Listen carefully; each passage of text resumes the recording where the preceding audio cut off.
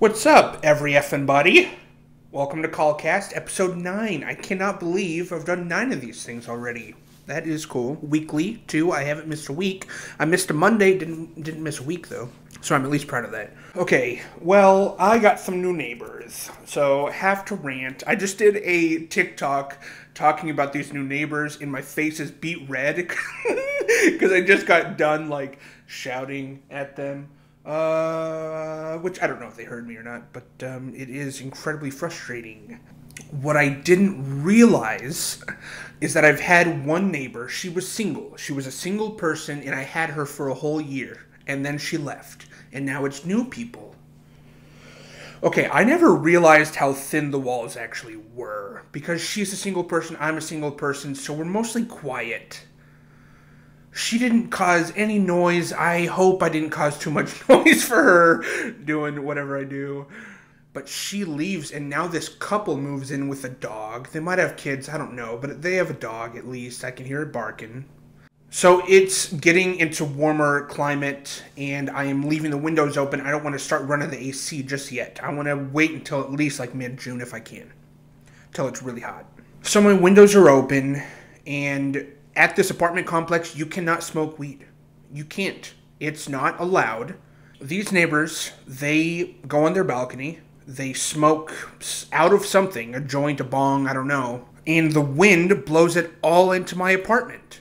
So for almost a week now, they have stunk up my apartment just by them smoking, and they don't want to get their place stinky, so they smoke outside, and the wind blows it into mine. And I don't want to run the AC. I don't want to close the windows. I'm not the one breaking the rules. So, come on. Come on. I complained to the landlords. They're like, yeah, we'll investigate it. Whatever. It's still happening. It just happened today. It's so frustrating when somebody's breaking the rules and there's nothing I can do about it. I mean, stop smoking weed, please. Yeah, right. That's going to do anything. So on top of that, the smell, they're breaking the rules. Their dog peed on their balcony, which just drips onto my balcony. And I'm like, no.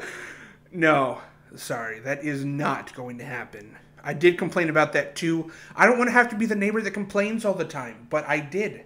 I complained about 2 things so far, and I'm working up a third. Your dog is not going to be pissing all over my balcony. Sorry. No. And that only happened one time, but it's a little yapper. So also on top of that, they vacuum every day. They vacuum their hardwood floors, and it sounds like bowling balls. I can't even focus on anything I'm doing or watching because there's this loud bass rolling across the whole ceiling up there. I cannot stand it. I mean, it really, really irks me. So I've pounded the ceiling a couple times, but that's not going to do anything. That's just going to worsen it. But this could be a rough year living with these people. I really miss the other chick that was living up there beforehand. I took her for granted, for sure. I just thought, these walls are super thick and all that stuff. But no, I can literally hear them talking. They can probably hear me talking about them right now. Oh well. Neighbors. I hate neighbors so much. I moved into this apartment complex so that I wouldn't have roommates. And neighbors are proving to be just as bad as roommates. Oh, the irony of it. Oh. Okay. Anyways, enough about that. I ranted for a little bit, and thank you for listening, by the way. So the next topic that I have here, I wanted to tell you guys more about my family history, because I really feel like I came out of the woodworks on social media. Nobody knows where I come from, who I am, what my family's like nobody knows. So I believe I did share a little bit in the first episode, maybe, of COLLCAST, where I talk about living in Oregon, going to Brazil, going to Michigan, and then coming back to Oregon. And that's kind of been my life. So far, my life has been Oregon, Brazil, Michigan, Chicago, Michigan, Oregon. That's been my life so far. So I've moved around a lot. I've probably lived in upwards of 10 different homes. I want to say 14 or 15 different homes, probably. So my dad is the youngest of 3 kids. He had 2 parents, obviously. His dad was a pastor for about 40 years, Pastor Paul Everett, who traveled the United States for about 40 years preaching and doing ventriloquism, magic. He also had his own show called The Wally's World. And Pastor Paul Everett was a big influence in his own way before there was social media and so many channels on television. So sadly, in 1990, I believe it was, maybe 91, but I think it was 1990, my grandma passed away, Pastor Paul Everett's wife. She was like 51 at the time. She had so much life to live, and I never got to meet her. She died 5 years before I was born.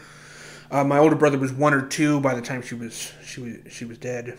What was happening here in Salem, Oregon, there is a intersection that I actually, when I worked at my job at McMinimans, I had to cross this intersection every time I went and came from work, and I would always think about it every time I passed it. Market and 17th. That's I believe where she died. But she was walking to get the morning newspaper. Maybe she was just walking to a convenience store. But she had left toast and coffee on her kitchen table because she was like in the middle of eating, and she got up and she walked. And it's so insane to me that if she would have just stayed put even for 3 seconds, even for 3 more seconds, if she would have taken longer putting on her shoes, this wouldn't have happened. If she had taken a little bit longer putting on her jacket, this wouldn't have happened. But my grandma was in a crosswalk, and somebody turning left tried to beat the light. They turned left and completely hit my grandma. She flew up in the air, and I don't think she died on impact, but it was pretty soon after that she was dead. So I have this mentor. His name is Phil Castaneda. He and I have a second YouTube channel together called the Salem Roundtable, where we interview people like the mayor of Salem.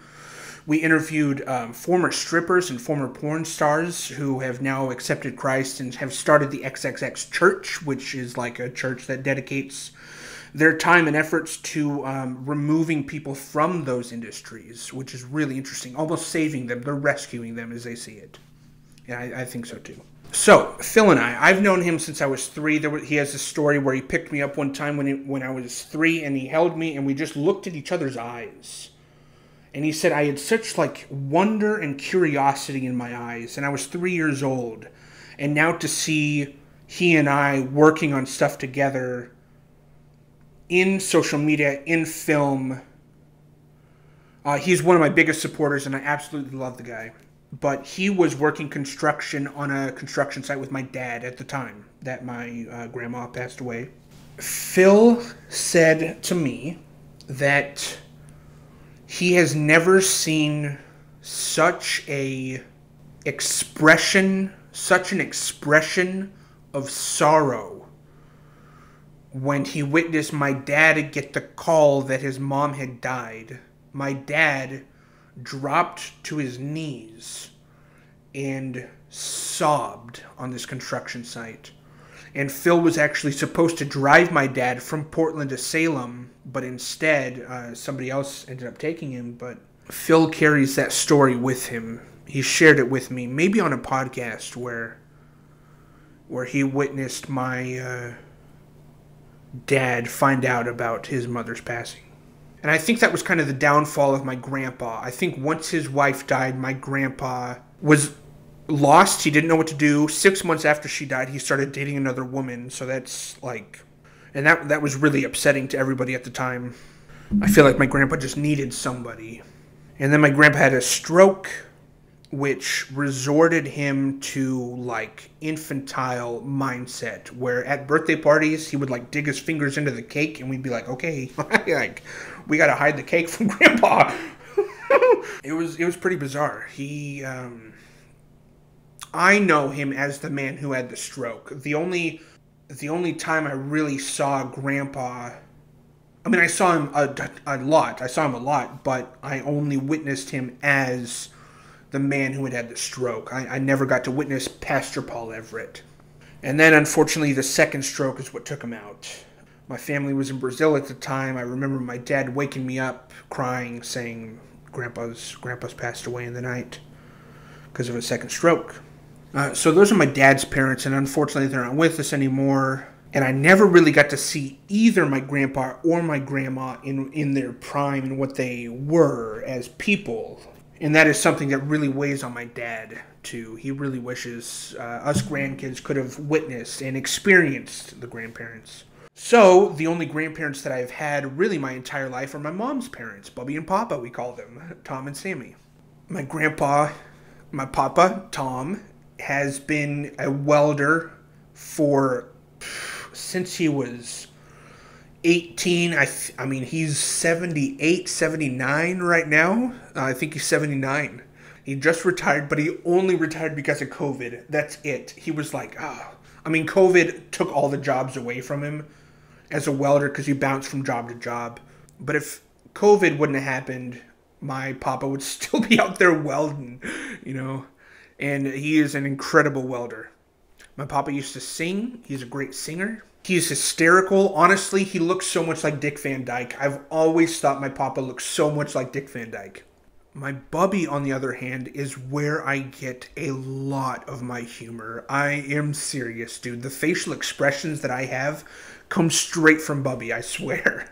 I don't witness my parents being able to make the same facial expressions that I can, but my Bubby totally can, and I swear I get it all from her. Not all of it, obviously, but my Bubby always reminds me of Martin Short. I don't know why, but whenever I watch Martin Short in an interview or a talk show, I think of Bubby, and I think they have a very, very similar cadence.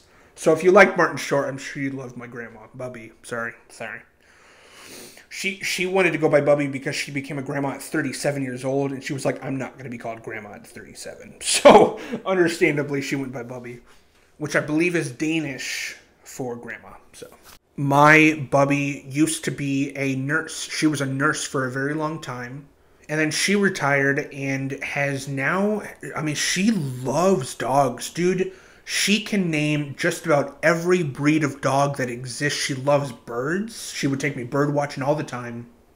And she knows dogs. That has been kind of her life for the past 20 years is her pets, is her dogs.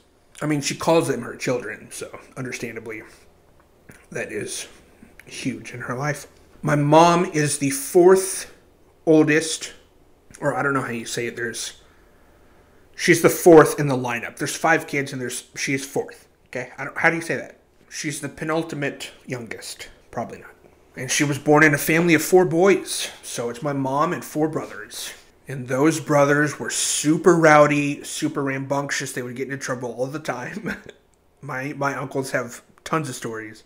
But they definitely, they are a family of humor, just like my dad's side of the family too, but it's 2 very different sides of humor that now converge into me. I almost have a plethora of humor laid out in front of me, the spectrum that I get to choose from. And it's all, you can thank my ancestors for it, honestly. My mom was a librarian for about 10 years, while my dad was a construction worker for about 12 years.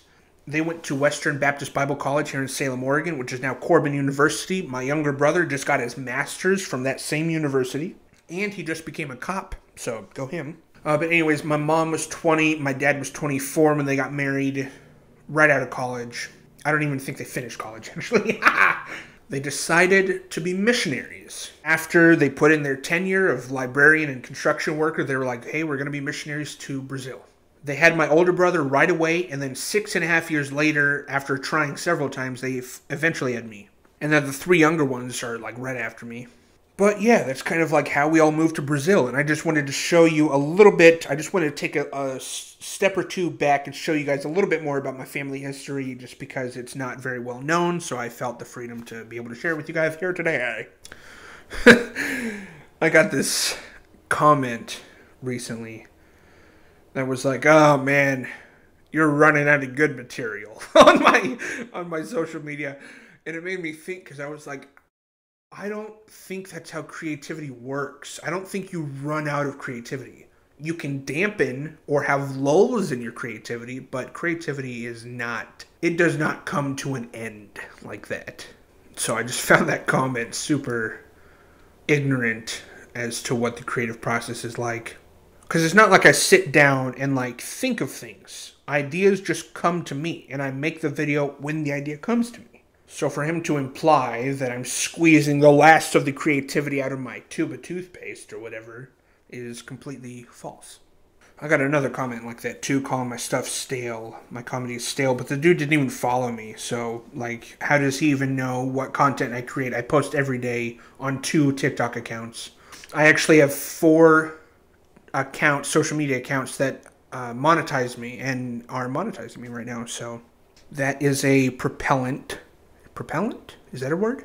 To continue forward with this social media and creativity. Because that is what I'm destined to do. I mean, I agree with the guy that my content creation is in a lull or being dampened right now by the state of mind that I'm in, but creativity is not a well that runs dry. Or if it is, there's always some way to fill that well back up. If you're a creatively inclined person, you won't be able to help yourself from having thoughts and having ideas and having new perceptions about everyday stuff. In fact, one thing that I've been really practicing recently is trying to consume more content. I watch a lot of podcasts, and that's not exactly what I mean. I mean watching fictional content on Netflix, Hulu, HBO Max, whatever. So that what I'm watching, the fictional creation that I'm watching, informs what I'm doing. Not that I'll copy it, but creativity informs creativity. So if I feel myself not really watching much other than podcasts or like documentaries, then I feel like I'm really not going to have many ideas and creativity. So content consumption informs the content creation. And that's what I've found very, very interesting throughout this whole process. And like I said with my tattoo tour, I have this word tattooed on my arm called verite, which is more truthful filmmaking.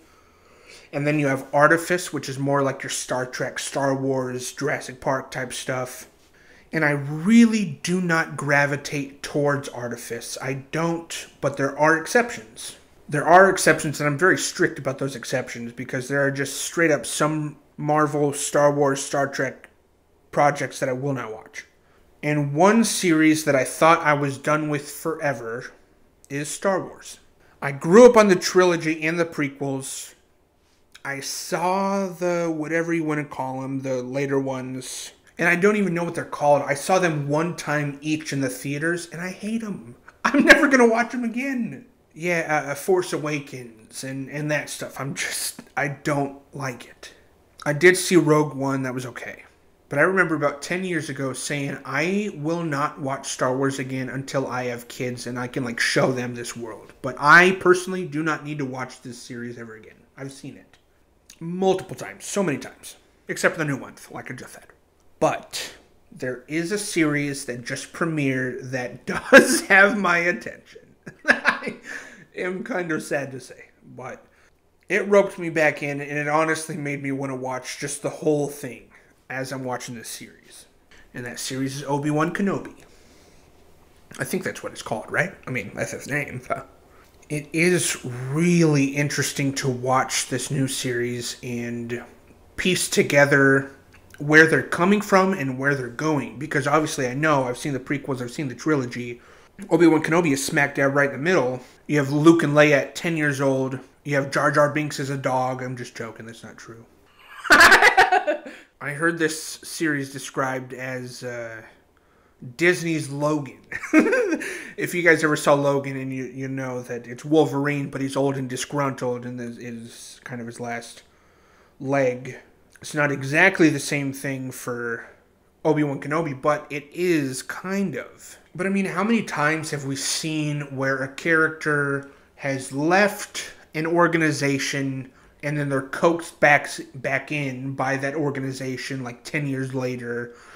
We've seen it so many times, and now it's happening again with Obi-Wan. But they've only released 2 episodes, and the cliffhanger on episode 2 made me sit upright in my seat and go, okay, I'm waiting for the next episode now. So if you guys are a fan of Star Wars and haven't watched Obi Wan Kenobi, you guys got to check it out. Let me know what your thoughts are in the comments, please. But I think I will go back and at least watch the trilogy. I don't think I'm going to watch the prequels ever again. Like, maybe once I have kids, I can just watch them just to get through it as a chore. But, dude, I don't like the prequels, man. My favorite Star Wars is Empire Strikes Back. I don't know why, I just love the feel of it. For some reason, it has this, like, tight, exciting feeling to it. Like the whole thing, I'm entertained by the whole thing. There are parts of every Star Wars that just bore the crap out of me. I forgot, even in Obi Wan Kenobi, I'm like, okay, phone time. You know, it's just absolutely boring. Still, I watched a video that somebody pointed out, you don't get a legitimate war, like all-out war, until the end of episode 2. Whatever that one's called. Clone something? I don't even remember what they're called. Episode 2 with Anakin and the person and then the other guy. And then you got the one guy with the bent lightsaber who's old, who now died. Oh, and that's the first time you see Yoda fight, is in that second episode too. Attack of the Clones. Attack of the Clones? Is that what it's called? Revenge of the Clones. Attack of the Sith. A Phantom Strikes Back. Alright. The Revenge of the Sith Awakens. I just spilt all over my shirt. Don't care. But I am actually very excited to see where this Obi Wan Kenobi goes. I have not seen Mandalorian. I don't plan on watching that. The Bad Batch is premiering. I don't care. I'm not going to watch that. And once Kenobi is done, I'm probably just going to stop there. Like, I don't know what they have next. I cannot believe that they brought Hayden Christensen back. That's his name, right? And that he's playing Vader. I mean, they always had Vader portrayed by like a 7'1" guy. So Hayden Christensen is obviously going to have to wear lifts and look 7 feet tall. He's a tall guy already. He's like 6'3". But I legitimately cannot believe that they got him back. When I heard that he was coming back, I was like, what? And that's the extent of my reaction to it. And the fact that Obi Wan Kenobi never has met Darth Vader until now in this series. He gets to meet him for the first time. Supposedly. I don't know. I'm just assuming that's going to happen in future episodes. But that was a thought that hadn't occurred to me. Ewan McGregor talked about it in an interview. He was like, yeah, this is the first time that I get to act with Darth Vader. And I was like, oh my gosh! He did 3 Star Wars movies and he never got to be with a Vader. That is part of the reason those movies didn't work nearly as well, I feel like. It's because they just didn't have Vader. It didn't have the original characters, obviously. I mean, you can't. In the story, you can't have those original characters there, so... But that just kind of dooms the series prequel trilogy from the start, in my mind. But I'm not the rest of the world, so okay. We finally get to see Obi-Wan fight hand-to-hand combat. We've never seen that before, just lightsaber stuff. But this was some actual freaking karate. Like, it was really impressive. I enjoyed watching it. But anyways, that's enough about Star Wars. I'm done nerding out. The next topic that I wanted to talk about is the trampoline. Does anybody have experience on a trampoline? Because that used to be kind of a household item. Like, if I went over to a friend's house and they didn't have a trampoline, I was like, ah. And I have never, ever been on a trampoline that matched mine. We had a trampoline, and it is still my absolute favorite. I think because of how, I don't know what you call that, the netting, or the, you know, the base of the tramp, whatever it's called, that you bounce on. What do you call it? I'm just going to call it the netting until somebody corrects me in the comments. It had a lot of give to it, and there are some trampolines that I've been on that have too much give, and some tramps that have not nearly enough. But literally, I feel like Goldilocks with, you know, oh, this porridge is too hot, this is too cold, this is just right. My trampoline was just right. Honestly, okay, so we had a trampoline for the first 11 years of my life, and then we moved to Brazil and got a trampoline like way later. That wasn't nearly as good. I hardly went on it. But in those 11 years that we had the original trampoline, I'm just saying that, I don't know why, my original trampoline, I became pretty good on it. Now, my mom had rules on the trampoline. You couldn't do flips, which I ignored a couple of times, but whatever, don't tell her. And she had very good reason to be weary of it. I was like, nothing can happen on a trampoline, whatever. But no, I've actually witnessed some really scary instances on the trampoline. Mostly one, but there was one close call. But one happened at summer camp in Brazil. In Brazil, there was a team of Americans called the Generation 360 who came to Brazil, and they came to our summer camp. And one of the Americans challenged me to go on the trampoline and like do some tricks. Now, my best trick on the trampoline is to bounce from my back to my belly and my back to my belly and keep going. Or I can do my back and flip and spin and do that and just stay bouncing on my back, but I'm spinning in the air. It's kind of interesting. It's freaking awesome, honestly. But that's my best trick. Since I couldn't do like a front flip or a back flip, I could just do, like side flips or whatever. Nothing that would hurt my neck or back. So I get off the trampoline, and this American gets on the trampoline. Now, he's like 6'4", thin, lanky, muscular, whatever. He starts bouncing. He tries to do my trick, bounce on his back. It's not funny. I don't know why I'm laughing. It's not that funny. He lands on his shoulder blades. His knees hit him in the face, and he broke his back. He had to get on an emergency plane back to the States right away. And I was like, bye, fat guy wins. Where's my prize? Dude, I mean, it's so awful. It's so terrible. But, he shouldn't have challenged the champ. Santa Corona de mi papi. So I was never actually hurt on the trampoline, but I saw that dude get hurt, and I'm trying to think of the other. I saw some people whack their knees, whack their hands on the metal rods. Oh, I have hurt myself on a trampoline. That's right. I did. Okay, so there was this one time that I wanted to scare my friend, and I wanted to... we were on opposite ends of the trampoline. I said, hey, watch this. So I bounce, but I wanted to bounce at him, and I wanted to stop just before him. I just wanted to scare him. But instead, I bounce, and I go, whoa! And I fly directly into him. Now, mind you, we have a net on this second trampoline, that one that was not so good. Because our first trampoline did not have a net for those 11 years. But this one did in Brazil for good reason. It knew I was going to lunge at this guy. And I tore my rotator cuff so hard.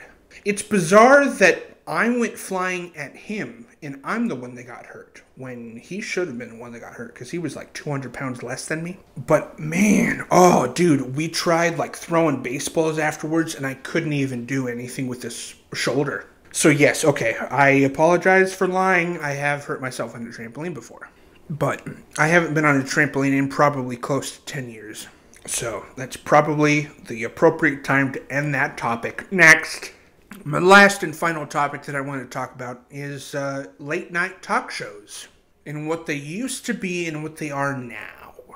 Granted, I was not around in the era of Johnny Carson or really even David Letterman or Ferguson. And now these talk shows that we have now, literally half or more than half of their audience is on YouTube, not TV. And I find that incredibly interesting. I used to be subscribed on YouTube to just about every single talk show that existed.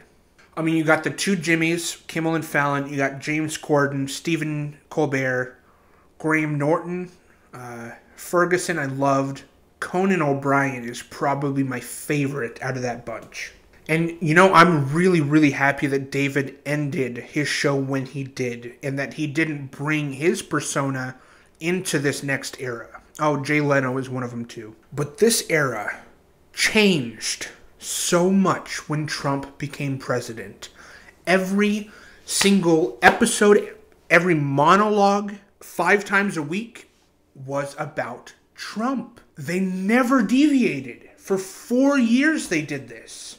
Every show, every monologue was about Trump. And I literally resent that fact so much, not because of my political standpoints. I was not that attached to Trump at the time. I just knew that when Trump became president, I would hear his name every day for 4 years, and I did. And a huge part to blame is these talk show hosts. I unsubscribed to all of them on YouTube. I was like, dude, I'm not watching your show if you just make it political. Make me laugh. That is your job. You are not the news. And every talk show host saw themselves as a newscaster. And I can't watch their stuff now. Even though Trump is out of office and, they're not going to nearly attack Biden as much as Trump, I don't care. What they did for those 4 years completely turned me off to the talk show format. They should have absolutely kept politics out of it completely and just made people laugh when they needed to laugh. Let the news be the news, dude. It's the same thing with Saturday Night Live. I didn't talk about my full thoughts on Saturday Night Live last week, but I'm kind of conjoining the two because SNL became so political, where it was just Trump and Biden every episode, Hillary Clinton every episode. And my mind goes, stop giving us so much of the real world. I don't care if you're parodying it. I don't care if you're spoofing it.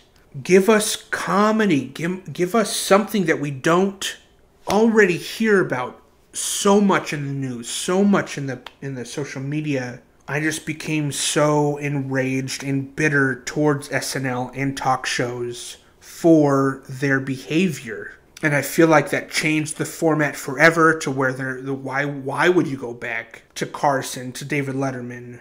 Which I'm not even saying that I fully know what their monologues were about back in those years. But I highly doubt that they were that saturated with politics in their shows. That's not what their shows represented.